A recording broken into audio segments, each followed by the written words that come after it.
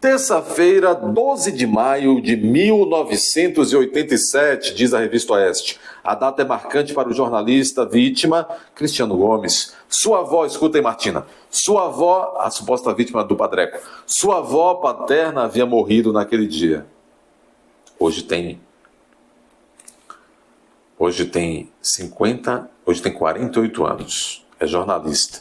Cristiano Gomes. O fato, vítima que foi, e o autor teria sido o padre Júlio Lancelotti, fato ocorrido em 87.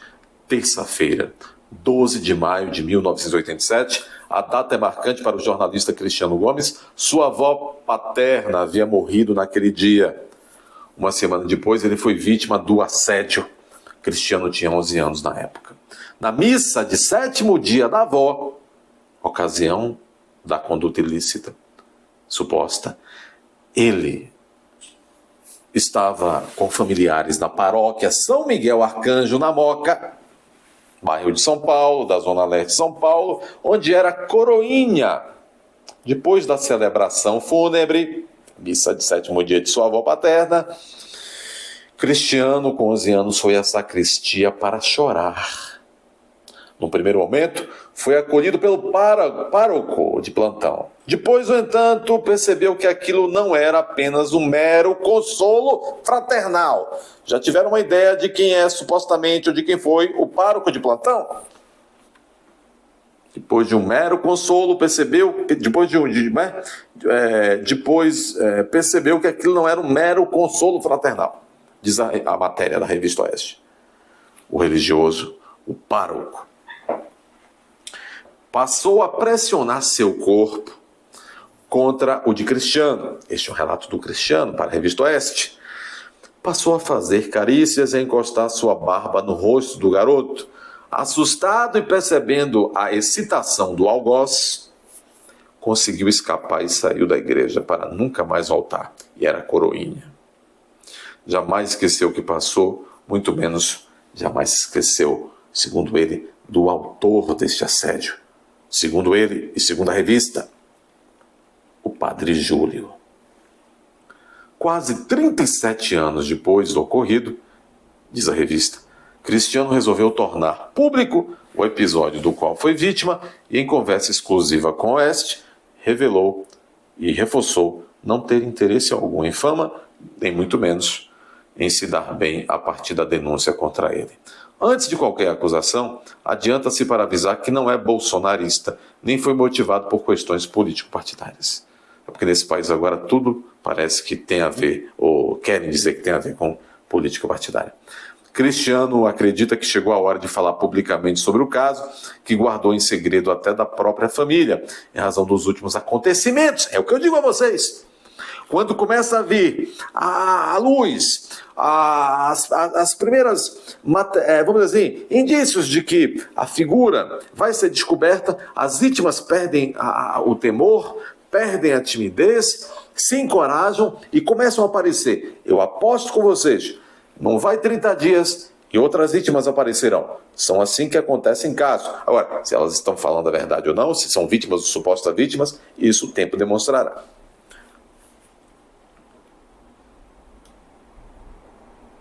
Mesmo com medo de pôr sua segurança em risco, Cristiano, hoje com 48 anos, demonstra indignação com a rede de apoio a Lancelotti, que reúne boa parte da imprensa e da esquerda. Vocês sabem, houve aí uma hashtag, protejam o padre Júlio. De quê? E agora quer premiar o padre. Pois é, vocês sabem.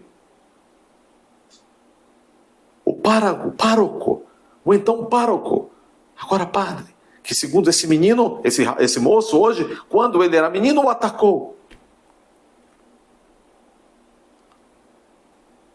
Uma campanha para dar o Nobel da Paz para ele. A indignação de Cristiano aumentou com a informação, publicada em primeira mão por Oeste, de que uma nova perícia testou a veracidade do vídeo em que Lancelotti aparece, vocês sabem, fazendo aquilo que eu disse no início do vídeo. Continua o relato, abre aspas, o relato da suposta vítima. Terminada a missa de 7º dia, fui à sacristia e entrei num choro incessante. Finalmente, havia caído a ficha de que eu nunca mais iria ver a minha avó. Nesse momento, o padre, segundo ele, o padre Júlio Lancelotti, entrou e me abraçou. Um abraço que parecia afetuoso. Eu tinha muita admiração por ele e recebi aquele abraço como se fosse de um pai. Ele me abraçava e me falava: "Te gosto muito. Não fique assim." Só que isso evoluiu. A barba dele, por fazer, começou a roçar no meu rosto. Ele apertou mais o corpo contra o meu e começou a fazer movimentos, ou seja, esfregar-se em mim. E naquele momento senti que ele estava excitado. Toda aquela admiração que eu tinha por ele virou medo. Eu me desvencilhei dos braços dele, saí correndo e nunca mais voltei à igreja. As pessoas conhecem a personagem Padre Júlio, diz ele. Mas eu, da pior maneira, conheci o homem Júlio Renato Lancelotti. Sobre o tempo em silêncio, diz a revista, Cristiano, suposta vítima, afirma que só teve coragem de falar sobre o caso depois que seu pai morreu, em 2012. Havia um misto de vergonha e medo. Diz ele: "Não é fácil, ninguém sente orgulho em falar que foi assediado. Eu era uma criança, seria a minha palavra contra a dele, certamente falaria que eu estava abalado com a morte da minha avó e que não tinha sido nada, ou não tinha acontecido, não tinha sido nada daquilo." Fora isso, o Cristiano admite que pelo tempo em silêncio e pelo misto de vergonha e medo, não levou o caso adiante. Não há registro de boletim de ocorrência, não há denúncia formal do Ministério Público, nem comunicado do ocorrido ao órgão da Igreja Católica. Condições essas que ele está disposto a mudar. "Estou à disposição das autoridades da Igreja", enfatiza. "Quero levar adiante essa denúncia, pois acredito que chegou a hora de as pessoas saberem quem é,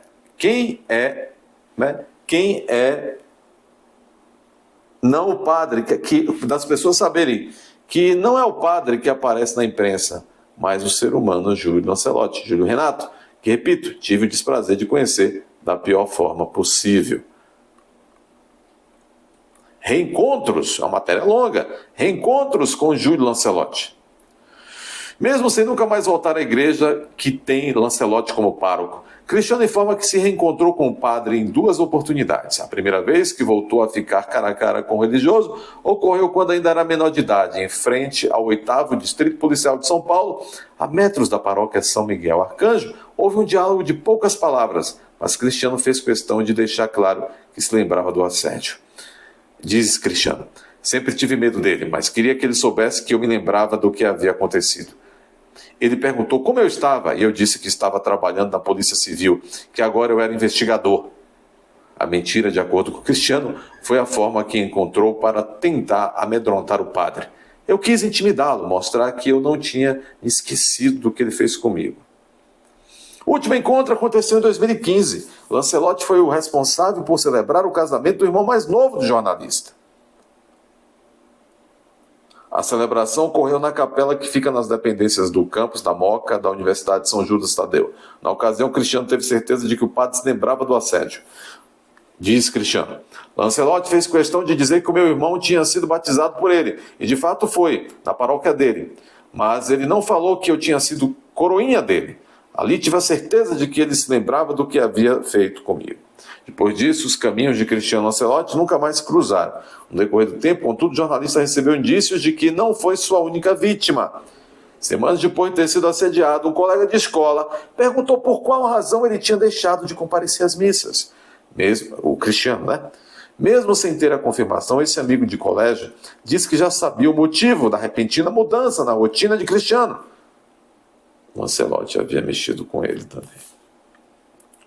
Na mesma época, segundo Cristiano, uma mulher chamada Vitória, que colaborava com o padre, também deu indícios de que sabia o que de fato tinha acontecido. Aspas para Cristiano: "A gente morava na mesma rua, e ela falou que o padre gostava muito de mim e que não tinha acontecido nada, de que tudo foi apenas demonstração de carinho." Vitória já morreu, avisa Cristiano. Caso ficasse frente a frente com o padre hoje, Cristiano revela qual seria a sua reação. Aspas: "A única coisa que tenho a dizer, olhando para os olhos dele, é que, por mais que negue, eu e Deus sabemos que é verdade." aproveitaria para perguntar para onde ele acha que vai quando morrer, se é que ele acredita na palavra que prega. Cristiano Gomes lembra que essa não é a primeira vez que torna público o assédio. Ele descreveu o episódio no seu perfil no Facebook em 2 ocasiões passadas. A primeira, enfim, pessoal, e aí vai, porque vamos esperar chegar mais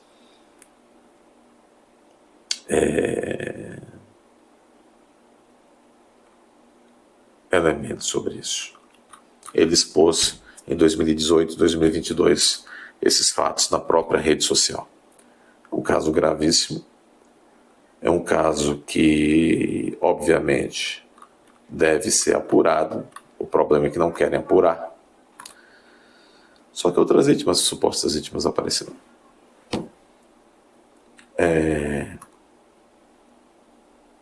Como se diz por aí, de modo que